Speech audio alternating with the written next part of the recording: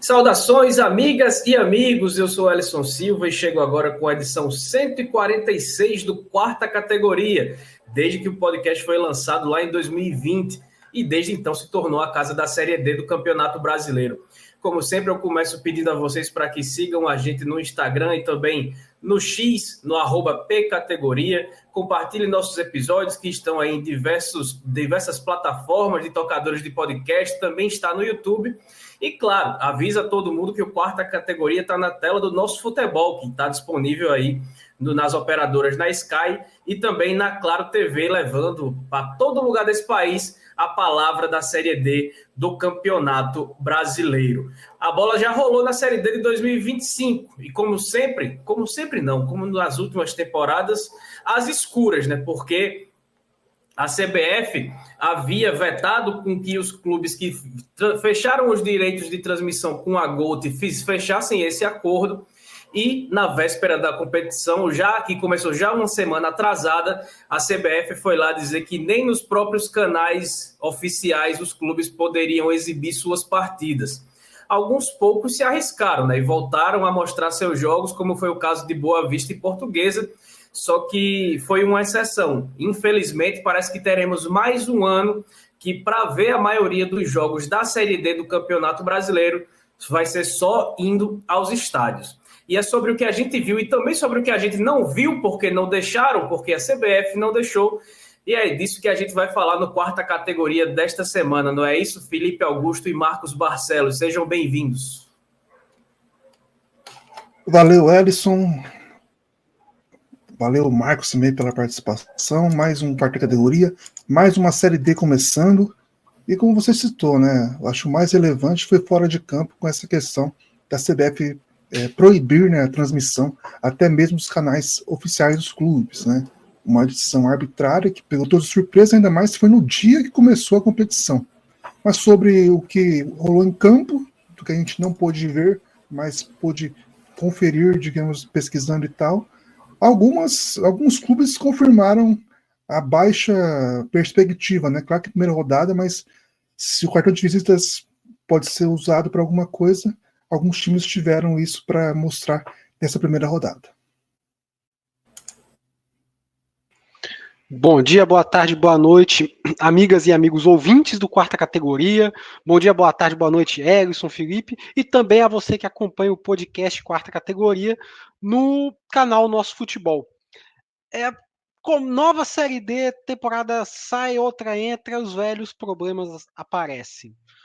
Problemas na questão da organização da competição, que a transmissão fica jogada a escanteio, os clubes ficam reféns dessa situação, mal conseguem transmitir suas partidas, alguns fazem aquela força e conseguem divulgar os seus jogos, outros têm que aparecer sem as imagens.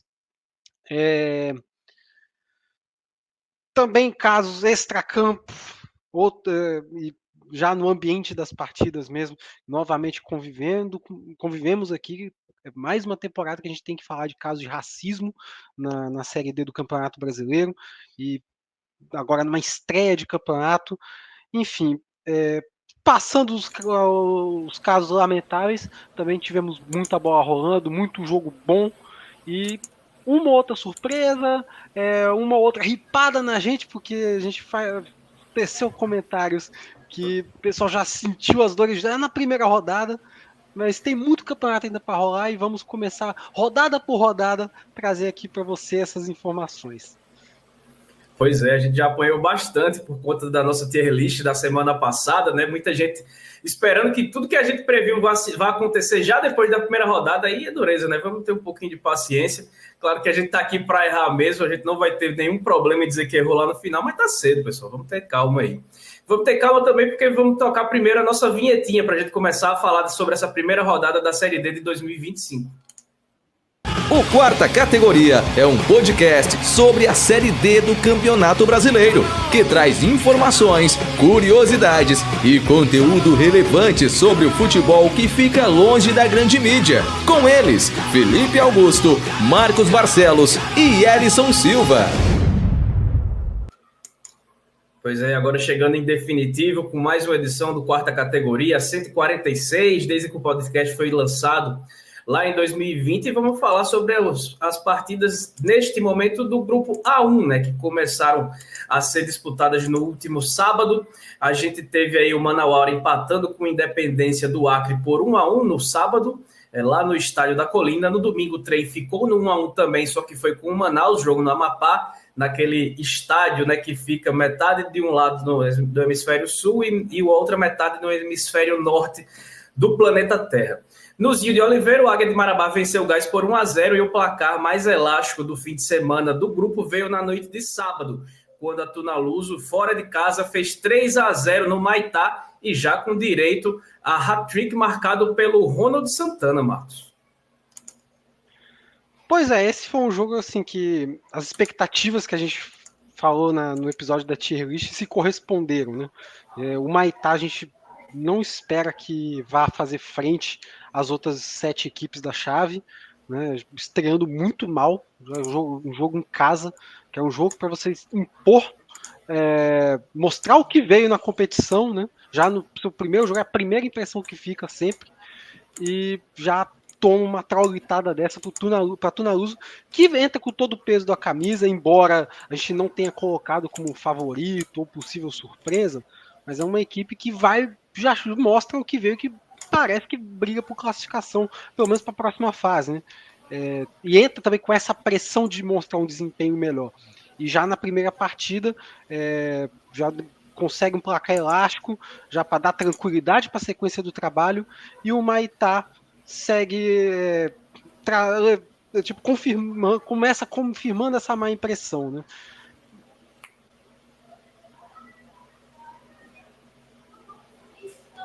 Tá mutado, Felipe. O Ronald, que fez o hat-trick, né, ele estreou no Brasileirão, nunca tinha disputado uma partida de Brasileirão. Ele tem 28 anos, né, então foi uma tarde e noite para ele incrível ali no Acre, né? E como o Marcos citou, né, a desigualdade do Maitá foi comprovada porque foi o único jogo com 2 gols ou mais de diferença nesse Grupo A1, né? Não teve nenhuma vitória por mais de 1 gol de diferença, tirando essa da Tunaluso. E o cartão de visita que eu falei, né, talvez o Independência, né, seja uma possível surpresa, um time que é bicampeão acreano, conseguiu um empate fora de casa com o Manauara, que teoricamente era o favorito, né, a vencer, mas acabou conseguindo um empate fora de casa, saiu na frente, né, na partida, e depois tomou o gol do Rafael Ibiapino, que é muito conhecido na Série D, voltou a Manaus agora com o Manauara para disputar a competição. Mas o Independência é um bom cartão de visita, né, um empate, claro que não é uma vitória, mas a teoria não se comprovou na prática, né, o time conseguiu segurar o Manauara, que junto com o Manaus, pra gente, por enquanto, são os 2 times mais fortes da chave, né? Pelo menos na prévia é assim que a gente se via. Pois bem, agora a gente vai partir para o grupo A2, né? O Maranhão ficou no empate por 1-1 com o Altos no Castelão, grupo de muitos empates, porque tivemos também o 2-2 do Tocantinópolis com o Maracanã, lá no Estádio Ribeirão. O Parnaíba e o Imperatriz ficaram no 0-0 lá no Piauí, e a única equipe que venceu foi o Iguatu, né? Que com o Otacílio Marcos, sempre ele, jogador histórico aí da equipe do interior cearense, fez o gol da vitória por 1-0 sobre o Sampaio Correia, uma estreia complicada para a Bolívia querida lá no Morenão, hein, Marcos?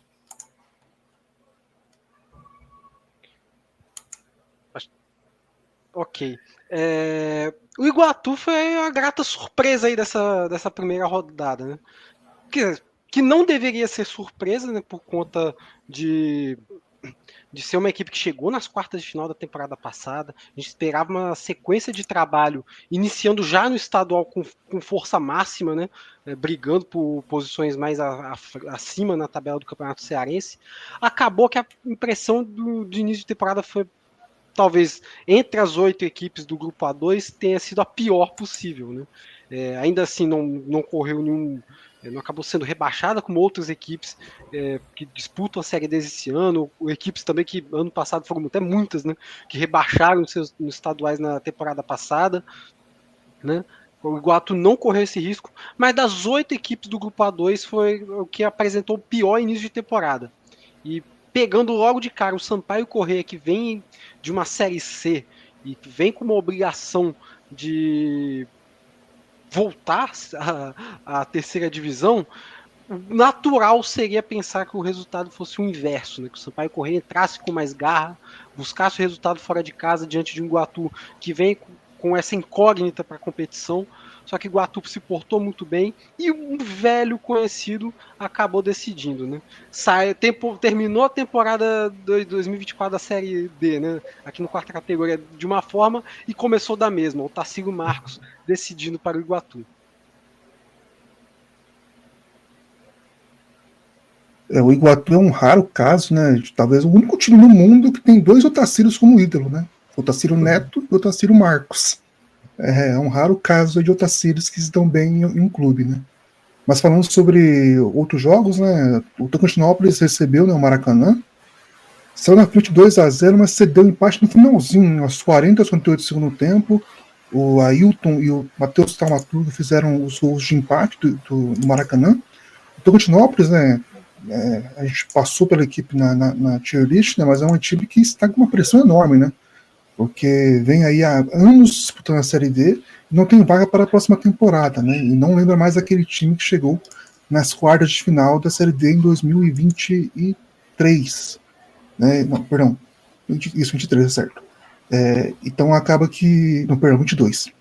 E acaba que tem essa pressão agora para subir, né, de divisão, para não ficar sem calendário, né, no ano que vem, o que é um feito raro recentemente para a equipe, né, e essa decepção logo na primeira rodada de abrir 2-0 e tomar um 2-2 é algo que não pode abalar a equipe que tem essa pressão, não é favorita, mas tem esse peso para carregar na Série D desse ano.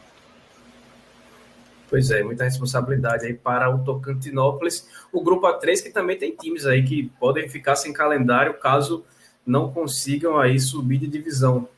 O caso do 13, que a gente vai falar mais tarde, porque o Grupo A3 foi aberto com a vitória do Santa Cruz de Natal sobre o Souza por 1-0 no estádio Nazarenão, em Goianinha. Horizonte e América ficaram no 0-0 com muita reclamação de um pênalti não marcado para o América de Natal. O pessoal chiou bastante, jogou imagem nas redes sociais e tudo mais. Ciel, como sempre, marcou na Série D, mas o Ferroviário perdeu por 2-1 para o Central em Caruaru e no jogo mais esperado da primeira rodada de toda a Série D, não só desse grupo, no Estádio Amigão, em Campina Grande, com 1/3 do público do estádio sendo de torcedores do Santa Cruz, feito muito legal de parte da torcida do Santa, que inclusive teve um ônibus no caminho para Campina Grande, né, entre Recife e Campina Grande, sofrendo um acidente, mas graças a Deus ninguém se feriu. Santa Cruz foi visitar o Galo da Borborema e venceu por 1-0 no Amigão, com um gol marcado por Israel, e larga bem o Santa Cruz nesse início de competição, já num confronto que a gente imagina que vai ser direto pela classificação, né, Felipe? Com certeza, né? Apesar da vitória do Santa Cruz, né, quem brilhou foi o goleiro da equipe, né? O Felipe Alves foi o grande personagem do jogo, salvou a equipe de sair atrás do placar, e acabou que no segundo tempo o Israel, que entrou na partida, conseguiu fazer 1-0, né? E esse número que você citou, né, de 1/3, né, eu até fui ver o público total, né, 4.092 pessoas compareceram ao estádio, 1.469 eram torcedores do Santa Cruz, né? Tem até algumas entrevistas, o zagueiro Eurico, por exemplo, disse que ficou bem assustado quando olhou para o lado esquerdo do vestiário de onde ele entrou, e viu a torcida em peso ali, né, rivalizando em número com a torcida do 13, que era mandante, né. Santa Cruz conseguiu uma grande vitória, não jogou tão bem, vai ter agora o apoio da torcida, né, que um grande público é esperado para a próxima partida já, e aquela questão, né, como é que a equipe vai lidar caso não consiga fazer um gol rapidamente, como é que a torcida também vai lidar com isso, porque a primeira partida foi abaixo, mas o resultado foi ótimo, né, digamos. Então, esse é um fator que a Série também pede, né? Você não jogar tão bem, mas quando tiver a chance de fazer o gol, o Santa Cruz conseguiu isso na primeira rodada, um bom cartão de visita que a equipe teve aí. O torcedor, mesmo com desempenho abaixo do esperado ainda. E para complementar sua fala, Felipe, eu diria até que é uma vitória que seria aquela típica de mata-mata, né? O resultado que eleva a moral, que que chama o torcedor com mais força ainda para um jogo de volta, né? Se a gente fosse pensar assim. E é um resultado, tipo assim, que é o que se espera de uma equipe favorita ao acesso, embora a gente tenha colocado como possível surpresa, né? Mas um abraço para o nosso amigo Hugo. Um abraço para o nosso amigo Hugo. esse sangrou com a gente nos grupos do WhatsApp. Mas, enfim, ainda sobre a vitória do Santa Cruz, eu acredito que agora é o momento até de... claro que tem a euforia de uma vitória logo na estreia diante do 13, que também é cotado para se classificar no grupo, né? E também ficou uma revanche, né? Teve a eliminação na Copa do Nordeste, na pré-Copa do Nordeste, para o 13 jogando no Arruda. Agora consegue dar esse troco, né? Então, obviamente, vai gerar essa euforia, mas eu acho que agora é o momento de conter, né? Porque ainda tem muita água para rolar. Uma vitória assim, é claro que traz uma empolgação, mas tem muito chão para correr e a gente sabe que a pressão no Santa Cruz é muito grande. Então é hora de acalmar os ânimos. Pois é, traz só um recorte também rapidinho para o jogo do Souza, né, que a gente colocou entre os favoritos e acabou perdendo para o Santa Cruz de Natal fora de casa. Uma derrota de certa forma inesperada, né, porque o Souza entra realmente com um poder muito grande, só que foi o cenário muito parecido com o Santa Cruz de Recife. O Souza perdeu muito gol, o goleiro lá pegou tudo e na única oportunidade mais clara que o Santa Cruz do Rio Grande do Norte teve, acabou marcando de cabeça o gol que garantiu a vitória e fazendo com que o time de Natal largasse aí na frente, né? A gente teve um grupo a primeira rodada bem equilibrada aí dentro desse grupo A3. Já o A4 foi aberto com uma partida no Barretão no sábado, onde o Lagarto venceu a União do Tocantins por 2-1. O Jequié impôs a primeira derrota ao Sergipe, vencendo por 1-0 na Bahia. Sergipe sempre se espera pouco e entrega pouquíssimo. Já parece que está começando desde cedo também nessa temporada. Penedense e Barcelona de Ilhéus ficaram no 0-0. Já no Adalto de Moraes, tivemos muitos gols, né? Porque o Asa venceu o Juazeirense por 3-0 e nos proporcionou, Felipe e Marcos, o momento aquele da primeira rodada.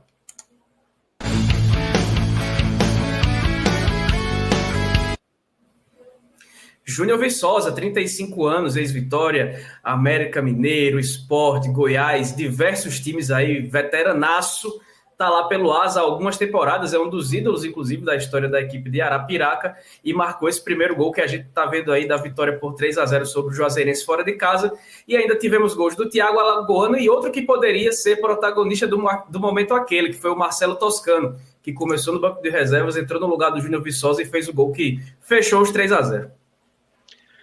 O Asa, né, tem apostado muito na força desses veteranos que ainda estão mostrando ter certo gás ainda para jogar em alto nível, pelo menos na Série D. Né? Ano passado tinha o Didira no elenco, esse ano não tem mais, ele está no Porto Vitória aqui do Espírito Santo. E o Asa, só que eu não vejo o Asa igual um brasiliense, né? Eu ainda acho que é um time que consegue chegar de uma forma mais competitiva, né, apresentar um desempenho melhor, só que assim como eu falei para o Santa Cruz, que é o momento agora de ter um pouco mais de cautela, com um bom início, eu acho que também vale para o Asa, porque a gente já viu o Asa oscilando bastante até em fase de grupo. A gente entende até que o grupo A4 costuma também ter os seus percalços, né, até mais do que o A5, como eu falei, fez essa comparação com o Brasiliense, né? Que é o grupo A5 é o grupo que o Brasiliense costuma jogar. Eu entendo até que o grupo A4 costuma ter um pouco mais de percalço, mas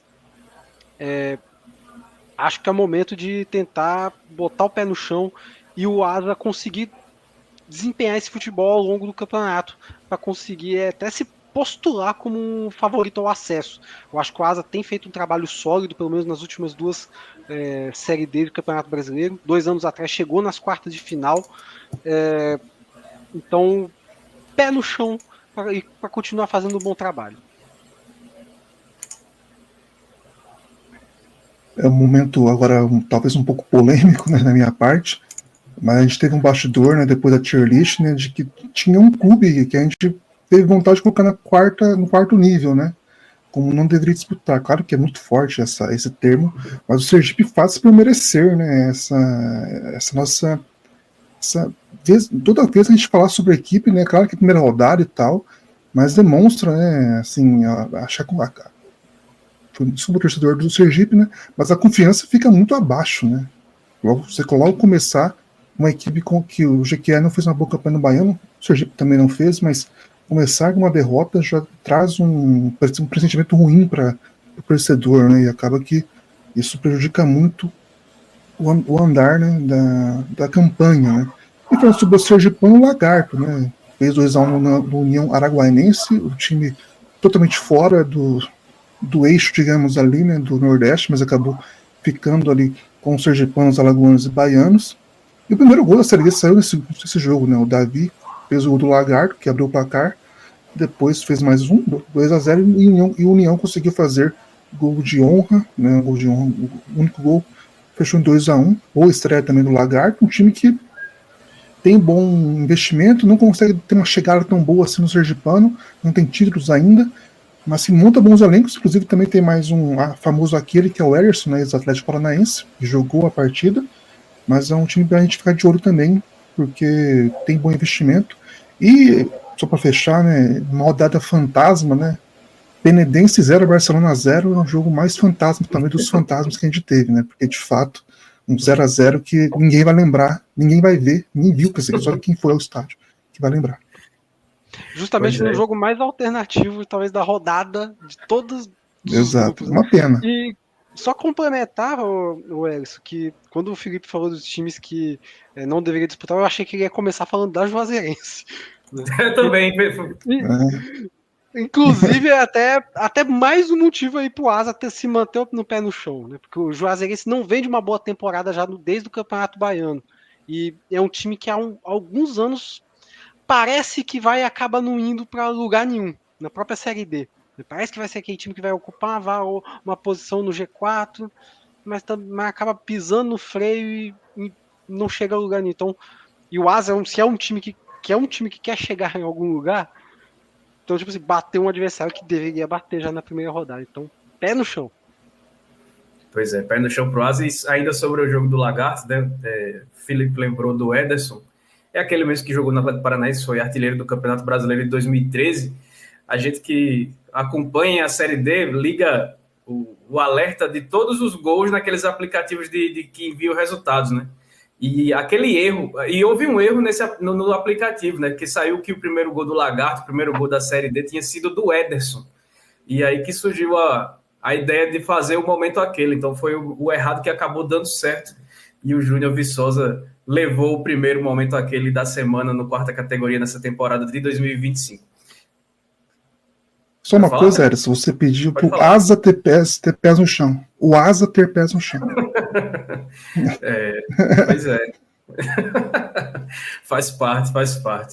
Pois bem, a gente já pediu pro Sergipe ter confiança, então faz parte. Pois é, tá tudo no mesmo grupo, inclusive. Pois é, então vamos lá. Então a gente vai para o intervalo rapidinho, né? Já passamos aí por metade das partidas dessa primeira rodada da Série D do Campeonato Brasileiro. Já a gente volta para falar dos jogos restantes aí dos grupos A5, A6, A7 e também do A8. Série D tem aqui Brasileiro Feminino Série A2 também. Terceirona Paranaense? Adivinha? O Futebol Lodge dos Holofotes, uma paixão pelo alternativo. Revista Série Z, a revista do futebol alternativo. Desde 2011, o site vozdatorcida.com traz o melhor conteúdo independente sobre o futebol paraibano, com credibilidade e sem compromisso de agradar ninguém. Para ficar por dentro de tudo que acontece no futebol da Paraíba, acesse vozdatorcida.com e siga em todas as redes sociais, @vozdatorcida. Voltamos com a edição 146 do quarta categoria, falando aí sobre a primeira rodada da Série D de 2025. A gente já passou pelos grupos A1, A2, A3 e A4, e agora a gente vai chegar junto do A5 até o A8. Só que antes eu lembro todo mundo de seguir a gente no @pcategoria no X e no Instagram, também de compartilhar nossos episódios nos tocadores de podcast e também de compartilhar os que estão lá no YouTube, né? Se inscreva no nosso canal, fala para todo mundo que a gente está também no Nosso Futebol, que está disponível aí para os assinantes da Claro TV e da Sky, assim como faz o pai do nosso amigo Caio Pousa, lá em São Bernardo do Campo, que está sempre acompanhando o quarta categoria no Nosso Futebol.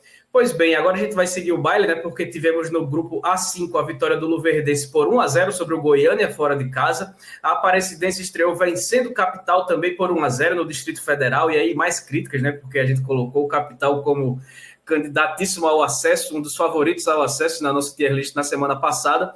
Outro visitante que levou a melhor foi o Ceilândia, que fez 2-1 no Goianésia, e o único mandante que venceu sua partida dentro do grupo A5 foi o Misto, com chuva de gols e chuva também na partida.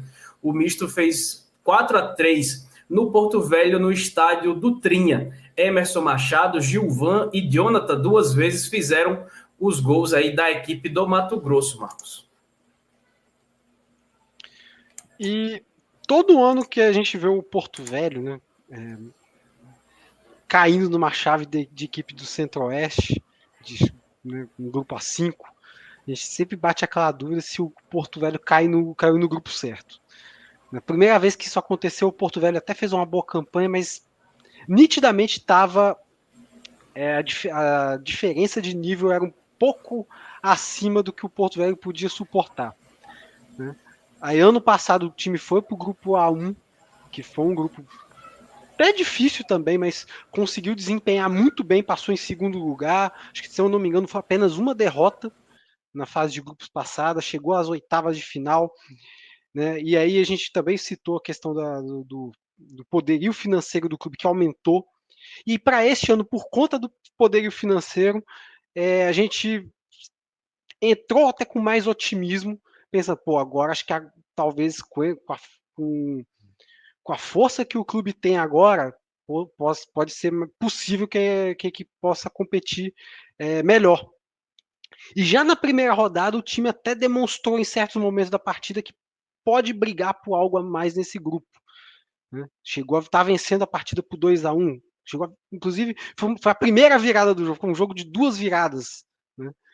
A primeira virada foi o Misto saindo na frente e o Porto Velho conseguindo buscar o resultado, só que acabou não sustentando, tomou a virada, chegou a estar perdendo por 4-2, descontou no final, mas embora tenha perdido a partida, ainda acredito que o Porto Velho ao longo do campeonato possa desempenhar melhor, né? Acho que não é o mesmo elenco de 3-4 anos atrás.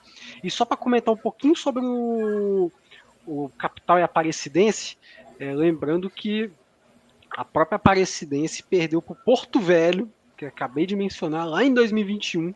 Não foi na estreia, mas foi um jogo em casa, foi um adversário que não era para perder na ocasião, e mesmo assim a Aparecidense foi campeã da Série D. Então vamos com calma, Corneta, vamos com calma. Só comentar sobre o Porto Velho, né? Não só sobre o Porto Velho, né? Mas a gente viu aí o 13, o Iguatu, vai ter Inter de Limeira também mais para frente, né? Times que poderiam estar na Série C. E o Porto Velho também, né? E pela campanha que fez, não seria uma surpresa se no passado tivesse conseguido o acesso, acabou perdendo a vaga de um jogo de acesso antes mesmo de disputá-la, mas é um time com potencial, né? Esses estados aí de menor tradição é o que mais tem, a gente mais espera, né? Aquilo já foi o São Raimundo de Roraima para a gente, agora o Porto Velho assume essa posição, né? Destacar também, né, se a presença começou bem, os outros goianos começaram mal, né? E também não é uma surpresa, digamos, né? O Goianésia perdeu para o Ceilândia por 2-1 e o Goiânia perdeu para o Luverdense por 1-0, nostálgico, né? Porque o gol do Luverdense foi marcado por Raul Prato, né? Parecia jogo Série B 2013, quando o Luverdense estava lá disputando essa competição. Mas é a Série D 2025, ele voltou, né? Um dos grandes títulos da história do clube, voltou para reerguer a equipe, né, nessa estreia da Série D, né? O Luverdense conseguiu fazer 1-0. E esse jogo Capital e a Presidência, né, como o Marcos citou, primeira rodada, Capital, né, tem talvez que a principal preocupação, talvez no elenco, seja aquela questão de chegada. Claro que é a primeira rodada, né, mas o time tem 2 vices no Brasiliense, no campeonato distrital, onde era favorito a conseguir o título, e entrou também, acho que sabe desse favoritismo. É um time que não perdeu jogadores para outras equipes e contratou bons reforços, né? Como o Tobinha, ex-brasiliense, e o Eric Varão, que estava no CRB. Eles mudaram o nome um dele investimento ainda. muito forte. Exato. Mudaram o nome do Será sempre Tobinha, né? aqui. Exato. Eu sei como ficou, mas mudaram. Mas é um time com reforços muito bons, com um elenco muito bom. Exato.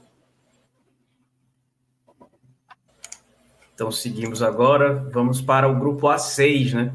A gente teve muitos gols no grupo A6, Marcos. Infelizmente para você, sem nenhuma vitória de clubes capixabas, porque o Porto Vitória estreou empatando em casa por 1-1 com o Nova Iguaçu. E o Rio Branco perdeu fora de casa por 2-0 para o Maricá, né? Em Diadema, ali na Grande São Paulo, a Água Santa de Rafael Vaz perdeu por 3-2 para o Pouso Alegre.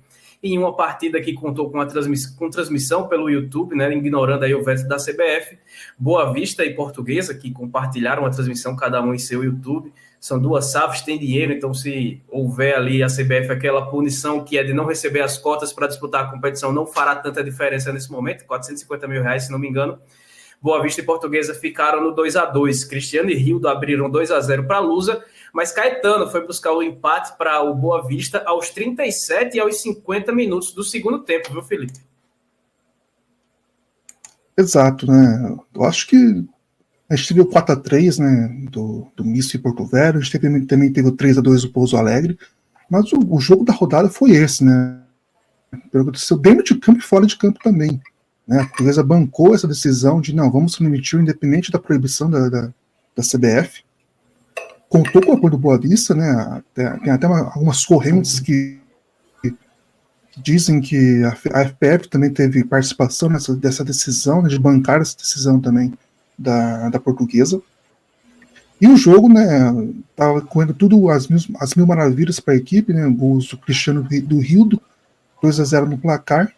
Mas acabou que uma expulsão, né, o De Paula marcou, né, uma expulsão com um delay, digamos, né, porque ele receberia o amarelo, fez uma falta no goleiro, né, o Diego Loureiro, e quando o árbitro percebeu que o Diego Loureiro sairia de campo pela lesão que teve nessa disputa, ele resolveu expulsar o De Paula, né, então foi um delay de pensamento, um VAR de pensamento, digamos, que ele teve para expulsar o jogador da Portuguesa, e depois o Caetano aproveitou com duas chances, empatou inclusive o último gol, o segundo gol, no último minuto da partida, né? O lance final definiu aí o 2-2, uma boa recuperação do Boa Vista, uma decepção da Portuguesa, não tem como, né? Esse de placar bem favorável para um empate, mas acho que também é aquela questão, a primeira rodada não tem também muito, assim, não tem nada está definido, e chamou muita atenção essa questão mesmo que você citou, né?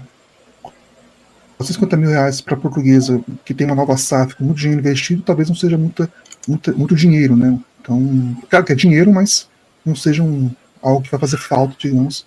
E foi um jogo aí, para mim, um jogo da rodada, pelo que foi no de campo, também fora dele. Bom, agora falando dos capixabas, embora a primeira rodada comece com aquele sentimento ruim, né, de estreia de capixaba sem nenhuma vitória, eu ainda acho que foram dois resultados que dá para se compreender, né? Do lado do Porto Vitória é uma estreia de um clube novo, sua primeira competição nacional, você pega logo de cara o Nova Iguaçu, que vem de uma temporada fantástica no ano passado, e de uma temporada até dentro do esperado para este ano, né? Então já é um pouco mais difícil essa estreia, mesmo jogando em casa entre aspas também, né? Porque o Porto Vitória não pôde também jogar no Kleber Andrade, por conta de agendas que tem no estádio. Acabou indo jogar no Sumaré, em Cachoeiro de Itapemirim. Então, tem dois fatores aí que impedem que seja a estreia dos sonhos. Mas a equipe não fez, e ainda por cima a equipe não fez um jogo ruim, né? Teve dificuldades porque está pegando um adversário mais cascudo, teve essas duas circunstâncias que eu citei, mas conseguiu o Porto Vitória, mesmo com suas dificuldades, até sair na frente do marcador com o Elton Martins no início da segunda etapa, conseguiu sustentar o resultado por um bom tempo, acabou tomando o gol de empate no final do jogo, né? Foi uma pena. Então, assim, dos males até foi o menor. Do lado do Rio Branco, embora seja o time que a gente espere mais e tenha perdido para o Maricá, que fez, na minha opinião, um bom início de Carioca, mas uma sequência não tão boa assim, ainda assim dá para compreender a derrota. Né, porque o Rio Branco teve a estreia de 3 atletas já nessa primeira partida, que foram os contratados Diego Guerra na zaga, que esteve na Portuguesa do Rio de Janeiro, teve o Carlinhos, que é ex-volante do Vitória e que teve na temporada passada jogando a Série D pelo Manauara, e também a estreia de Nenê Bonilha no meio campo, que jogou a Série D passada pelo Brasiliense. E ainda por cima, o Rio Branco jogou com uma formação que não vinha jogando. O time entrou num 4-4-2, ao contrário do estadual que estava jogando com 4-3-3 e jogando com 3 volantes. Jogou com 3 volantes nessa partida, só que trazendo o Nenê Bonilha para o meio. E jogando com uma dupla de ataque que não estava acostumado a jogar, que é o Braga junto com o Jacó. O time ainda sentiu essas ausências do Maranhão, que não jogou essa estreia, do Matheus Costa, que agora foi para Volta Redonda, do Jacó, começou a temporada como titular, foi para o banco de reservas e agora volta, depois de ter feito o gol do título estadual. Então, muitas mudanças ainda, tem peças a se encaixarem. Então, assim como eu falei, de pé no chão para as equipes que ganharam, acho que também é pé no chão para o torcedor capixaba, que pelo menos a expectativa por essas duas equipes é alta, né? Mas também precisa de tempo para que essas equipes desenvolvam melhor seu futebol. Passado agora o grupo A6, vamos para o grupo A7, né? Porque na primeira rodada tivemos aí o triunfo do Cianorte por 1-0 sobre o Operário do Mato Grosso do Sul.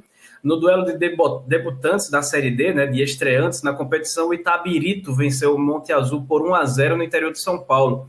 A Inter de Limeira se vingou ali pela região e fez 3-1 no Goiatuba, lá em Goiás. E no Parque do Sabiá, o Uberlândia ficou no empate por 1-1 com o Cascavel, Felipe. Pois é, né? O Cascavel conseguiu um bom resultado, saiu na frente, né? No segundo tempo com o Wagner Libano, fez 1-0. Teve chance de fazer mais gols. Esse foi um golaço, inclusive, do Wagner Libano, como a gente está vendo agora.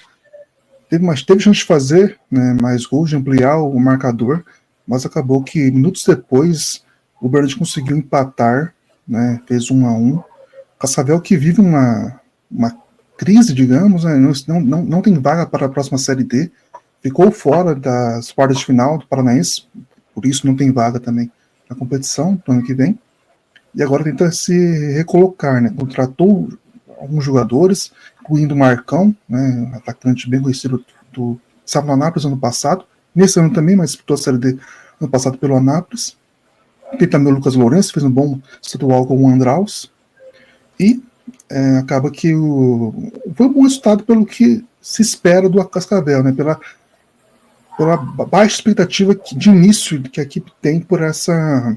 Não só baixa expectativa, mas também pressão que tem por fazer uma boa campanha, né? O Cascavel, que já foi o mais cotado para ser o 5º paranaense, né, nas 3 primeiras divisões, acabou que o Maringá assumiu esse posto. Hoje o Cianorte está à frente da equipe, e o próprio Cianorte, né, também estreou bem, mas com um gol no último lance, praticamente.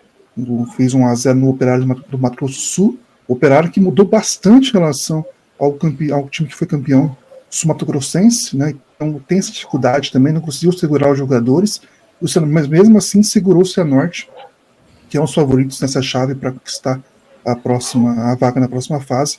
Foi uma boa estreia também do Cianorte, que foi, acho que a máxima que vale muito também para o Santa Cruz, né, que a gente usou para o Santa Cruz.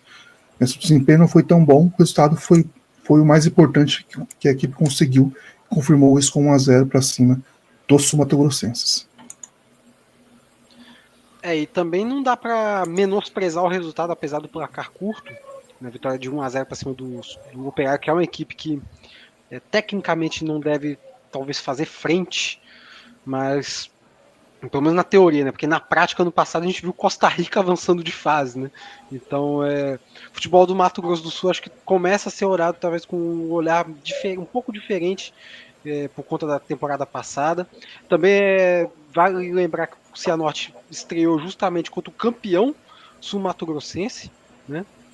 Conseguiu conquistar o título agora diante do Ivinhema. Então, assim, não dá para menosprezar que pegou um adversário em um momento de moral elevada, E também queria citar aí a vitória também da Inter de Limeira, que bateu fora de casa por 3-1 a equipe do Goiatuba. E é um resultado que tira a seca da Inter de Limeira, que não tinha vencido uma partida ainda na temporada. Passou o Paulistão inteiro em branco. Chega para a Série D com essa pressão de ao menos espantar a má impressão do Paulistão. Né? Claro que pode rolar uma pressão pelo acesso, até pela questão do CEP, né? Por ser uma equipe paulista, sempre gera aquela expectativa a mais, embora tenha toda a questão do rebaixamento no estadual. Mas ao menos espantar a pressão já demonstrou um bom sinal para uma estreia ganhando fora de casa do Goiatuba, ainda mais com um placar expressivo, né? Que põe a equipe já na ponta da tabela do grupo A7. E agora a gente vai para o último grupo, né? Tivemos aí a vitória no grupo A8 do Joinville sobre o Guarani de Bagé na Arena Joinville pelo placar de 1-0.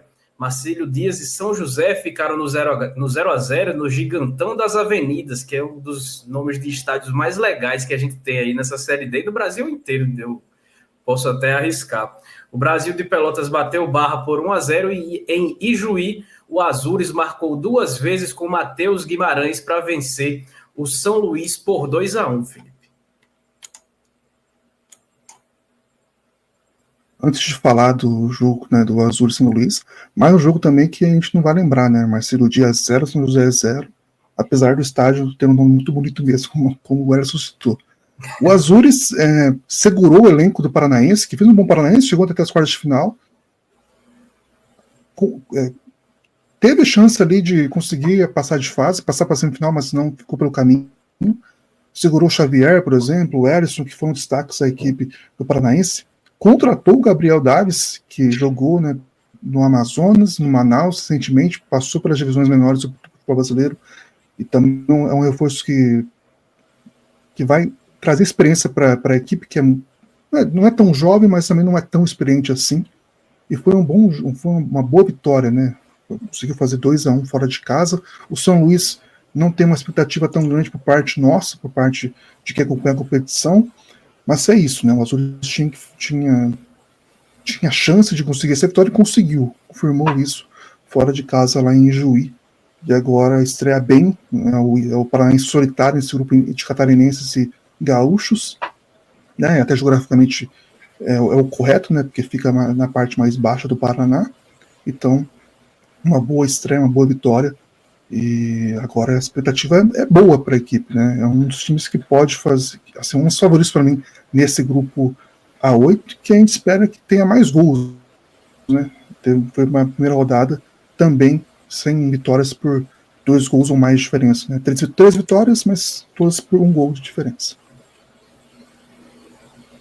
E aí, assim como eu citei a Inter de Limeira, também vale fazer uma menção ao Brasil de Pelotas, que esse, talvez por ter um passado tão recente já em outras divisões do Campeonato Brasileiro, entra com muito mais pressão do que a Inter de Limeira, né?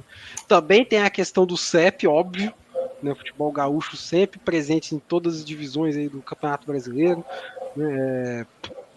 E aí você tem um Brasil de Pelotas recentemente rebaixado, ainda não só de Campeonato Brasileiro, agora também no gauchão, essa pressão se tornou ainda maior. Né, era uma equipe que, como a gente comentou no episódio da Tier List, era uma equipe que a gente esperava que assumisse a bandeira do futebol gaúcho na Série D com o acesso do Caxias, e agora tem que abandonar isso porque tem que olhar para o próprio umbigo, ver o que está fazendo de errado, para poder voltar forte para a primeira divisão estadual, antes de qualquer outro acesso. Tem que voltar a estar bem no futebol, primeiramente.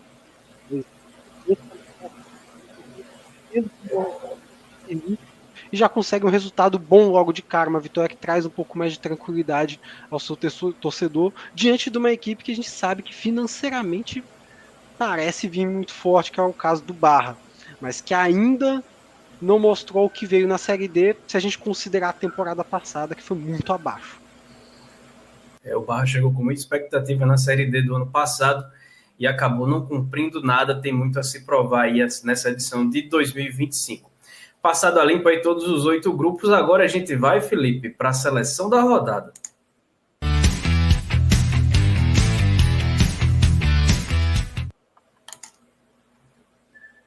Fique à vontade para Pois apresentar. né, depois de um ano sem a seleção da rodada, né, na Série Z, a gente trazia os destaques da rodada. A gente volta aí com os 11 melhores e o treinador também de cada jogo, de cada rodada que a gente tiver na competição. Sempre com aquela introdução, né? São 700 jogadores que entram em campo, pelo menos a cada rodada na competição. Então, sempre vai faltar algum para alguém. Mas também é preciso citar que talvez só você tenha visto o jogo que você está comentando e não ter visto os outros jogos. Claro que nesse caso, né, a gente teve a dificuldade de não ter transmissão, então a gente teve que ir para um caminho mais de quem fez gol, quem foi bem na defesa, né, e tal. Mas saiu assim, né, com o Dida no gol, Dida do Maringá no gol. A defesa tem o Raul Prata do Luverdense, o Guizão do Santa Cruz, de Natal, e o Matheus Vinícius do Santa Cruz de Pernambuco, e na lateral esquerda, o Léo Kovic, da Inter de Limeira. Meio campo com Caetano do Boa Vista, Giovani do Misto, Adson do Pouso Alegre, e no ataque, o Léo Muchacho do Pouso Alegre, o Jonathan do Misto, e o destaque da rodada, né, o Ronald da Tunaluso, que está até na imagem aí, e o treinador, o Ignacio Neto, também da Tunaluso. Dois personagens do Tunaluso na seleção, uma boa estreia fora de casa, com o seu adversário fraco, mas foi lá, teve hat-trick, então não tem como não ser diferente de ser um destaque, e o Inácio Neto conseguiu uma boa vitória com a equipe na estreia. O Tunaluso tem uma pressão muito mais histórica de tradição por fazer uma boa campanha, mas conseguiu estrear bem na Série D. Ellison, quando a gente fala que a Série D é muito mais do que futebol, é isso aí, a seleção da rodada a gente descobre que não tem só jogadores de futebol, mas também como de basquete, de vôlei, de muitos outros esportes. Sempre vai ter alguém comentando, mas fulano joga vôlei? Mas fulano joga basquete? Agora é mais um momento porrada pra gente tomar, né? Pois é, a seleção da Série D sempre incentiva a prática de outros esportes também, né? Todo mundo lembra que esses outros esportes existem só para criticar a escolha de cada seleção, né? Mas está aí a seleção dessa rodada, da primeira rodada, da rodada inicial da Série D do Campeonato Brasileiro de 2025. Dito isto, hora das nossas considerações finais. Felipe, Marcos, fiquem à vontade aí para se despedir e deixar já o convite para o quarta categoria da próxima semana também. Feliz pela volta, pela segunda volta, digamos, da quarta categoria, agora com o início da Série D. Uma pena que com jogos fantasmas, né, algo que prejudica muito a competição, em uma decisão arbitrária, como citei lá no começo da CBF, uma decisão que beneficia a corrupção no futebol, com caso de apostas, né, caso alguém queira apostar, não teremos imagens para ver o que aconteceu. Não só isso, né? A análise de desempenho é prejudicada, o torcedor que não pode ir ao estádio, principalmente o visitante, né, também fica prejudicado. Então são várias questões prejudiciais aí para a competição não ter a transmissão definida logo na primeira rodada, né? E a utopia também do presidente da CBF, né? É difícil acreditar que ele vai conseguir alguma empresa que aceite comprar toda a Série D para transmitir, né? É de fato uma decisão bem ruim, mas também não é nenhuma surpresa vinda do Edinaldo Rodrigues. Bom, primeiramente agradecer por mais um episódio de quarta categoria. Foi sempre muito bom estar retornando à competição, poder comentar. Especialmente eu gosto muito dessa primeira fase por trazer todo o país reunido, poder comentar sobre equipes de todos os estados, né? Mas como eu falei lá no início do episódio, sempre tem algo para atrapalhar, né? Não só a questão da transmissão, mas também tivemos casos de racismo nessa primeira rodada, e foi no jogo entre Parnaíba e Imperatriz, lá no Piauí, a arbitragem do Rio Grande do Norte, e o trio de auxiliares, né, a árbitro assistente 1, 2 e o quarto árbitro eram do próprio Piauí, e o árbitro assistente 1, Raimundo Davi dos Santos, Raimundo David dos Reis Alves, perdão, acabou relatando um caso de racismo vindo das arquibancadas do estádio, lá do Parnaíba, que um torcedor local acabou ofendendo ele com palavras que aqui não cabe a gente pronunciar, mas cabe às autoridades investigar quem soltou elas e poder banir dos estádios, prender todo tipo de punição possível para quem comete atos como esse. Mas falando de coisa boa, vamos que próxima semana tem mais uma rodada de Série D, temos jogos importantes como América de Natal e 13, temos no Sul Joinville e São José, então promessa de mais uma rodada muito movimentada por aqui. Pois é, a gente vai ficando por aqui. Semana que vem estaremos de volta com mais uma edição do Quarta Categoria para trazer a limpo, para passar a limpo a segunda rodada da Série D do Campeonato Brasileiro. E a gente agradece a todo mundo que nos acompanhou até agora e já aguarda novamente na próxima semana. Um abraço e até a próxima.